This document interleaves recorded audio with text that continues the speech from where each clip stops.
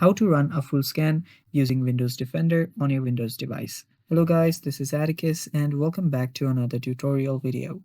In today's video, I'll teach you guys how you can run a full scan using Windows Defender.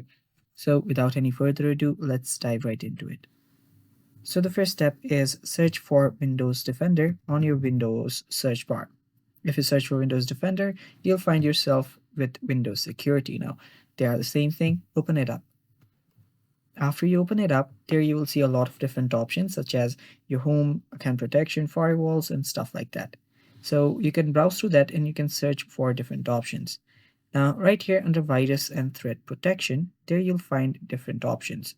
Now you can quick scan, and yeah, you can simply use a quick scan. You can scan. It's really simple. It's really fast. But if you want a full scan, you can tap on scan options, and after you tap on scan option, you can select a full scan.